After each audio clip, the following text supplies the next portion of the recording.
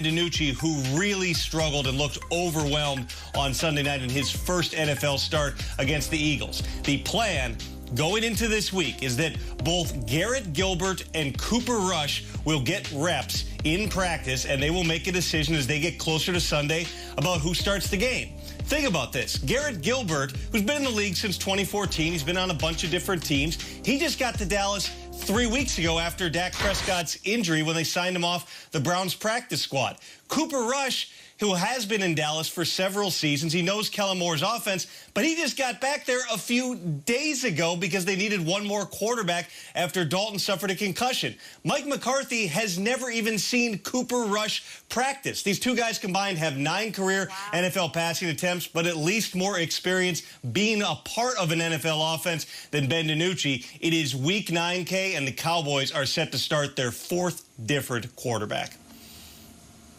Now, Tom, they do have Kellen Moore, who you mentioned, their OC. He's a southpaw. We're seeing Tua have some success as a southpaw in this league. What are the chances we get Kellen Moore out there? We're getting close. In my dream. Yeah, we're close, huh?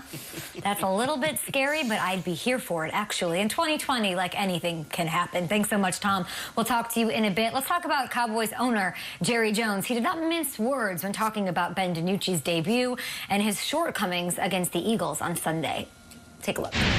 Well, I think that it was a lot for him. I think we certainly, as a team, paid the price to have him come in and under those circumstances. All right, Kyle, I need you, buddy. Believe it or not. Ding. Thank you. Appreciate you. Okay, let's stick with the Cowboys, guys, and talk about this. Let's play around, believe it or not. The Cowboys' disappointing season ultimately falls on the shoulders of the players. Nate? Before I add my question in, let me first say that Seneca Wallace is also assistant quarterbacks coach for the Dallas Cowboys. Saying, my man, keep running out of players. Suit up one of your coaches. They know the playbook better than the players do.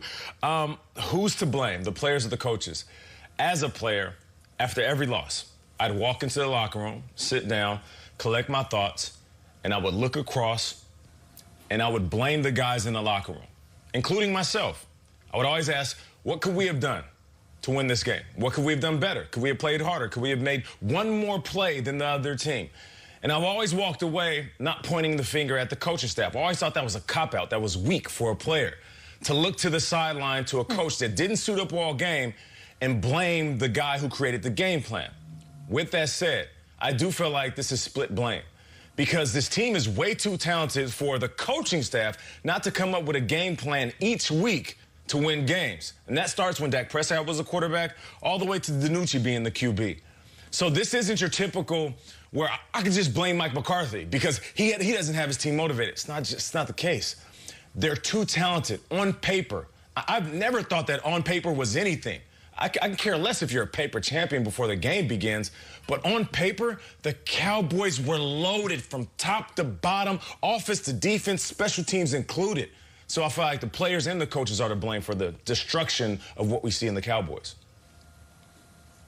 I think we're all in favor of Seneca. I also want to point out Jerry Jones was a lineman at Arkansas, so maybe it might come to that too. Yeah. All hands on deck, my friends.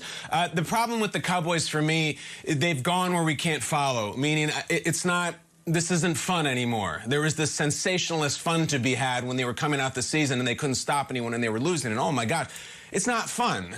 Does it fall on the shoulders of the players? I think it falls on the ankle of Dak Prescott and the head of Andy Dalton. This team has been nuked. They lost their franchise quarterback to a broken ankle, and you say, oh, Ben DiNucci. Well, they had a backup plan, and he got his head taken off. That's why they're to Ben DiNucci. I think they would have turned this thing around if Dak Prescott got healthy. We'll never know, but he was talented enough and moving the ball enough. And I'm just not here anymore for, like, the Nelson Montaha. You know, Ben DiNucci, I've done it myself, has been the butt of a million jokes. In James Madison football, a million jokes. You know, Ben DiNucci completed 21 passes in that game. He did not throw an interception. He completed more passes and had more yards than Carson Wentz in that game. So, it's hilarious. Well, he did the best he could in a ridiculous spot, and so will the next guy. I think they've had a couple of terrible injuries, and they came out of the gates badly, and since then, that's a wrap. I don't blame the Cowboys players, even as Mike McCarthy. I blame the injury gods. With Dak Prescott, this is a playoff team.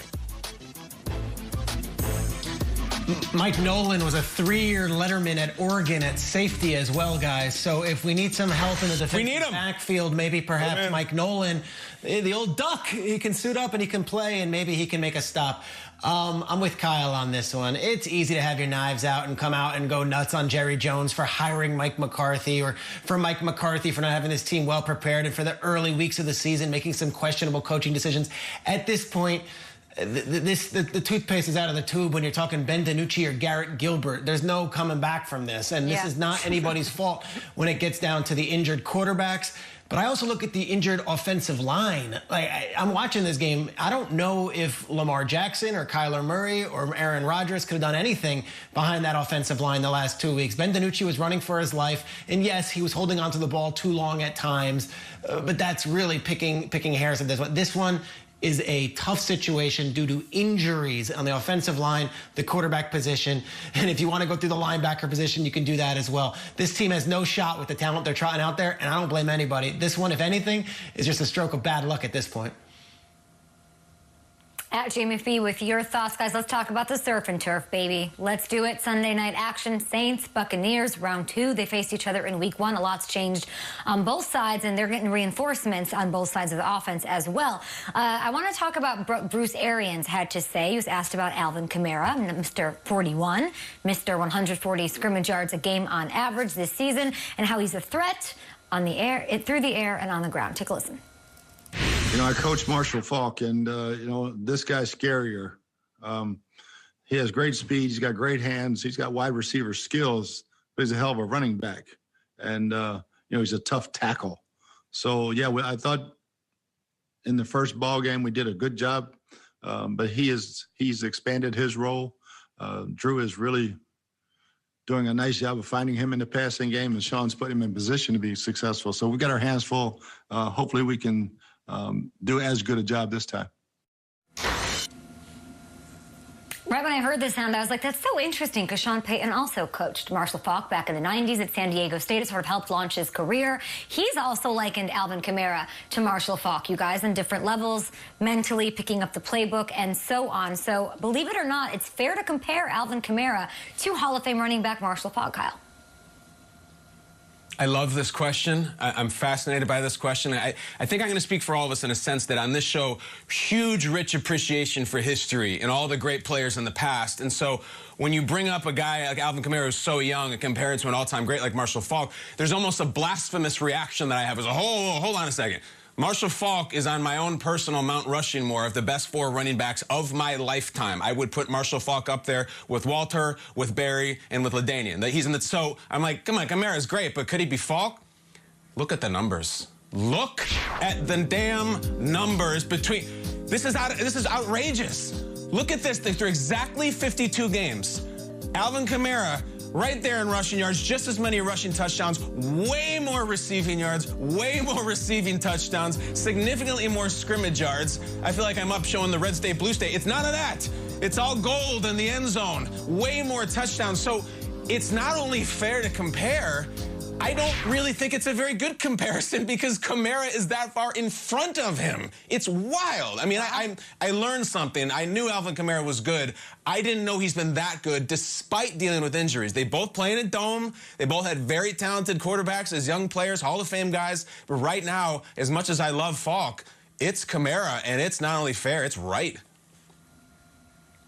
Okay, well, that was the first 52 games of Marshall Faulk's career. Marshall Faulk, after those first 52 games, would go on to be a 3-time NFL Offensive Player of the Year and an MVP winner. And the city of New Orleans is very interesting for me when you say Marshall Faulk's name. You know, Marshall Faulk grew up in the 9th Ward at Carver High School, sold popcorn at Saints games as a kid in the concession stand. Marshall Faulk is New Orleans football. He is the heart and soul of New Orleans football and high school incredible ranks and has given so much money and so much attention to not only rebuilding New Orleans after Katrina, but still to this day. So when you say Marshall Faulk's name in New Orleans, you better bring it. I love Alvin Kamara. Marshall Faulk went to 7 Pro Bowls, was a 3-time first-team All-Pro, a 3-time second-team All-Pro, an MVP, a 3-time NFL Offensive Player of the Year winner, and has Super Bowl ring. So I'm going to say it's fine to compare the numbers and compare the skill sets, and no one would know it more than Arians and Peyton, who actually coached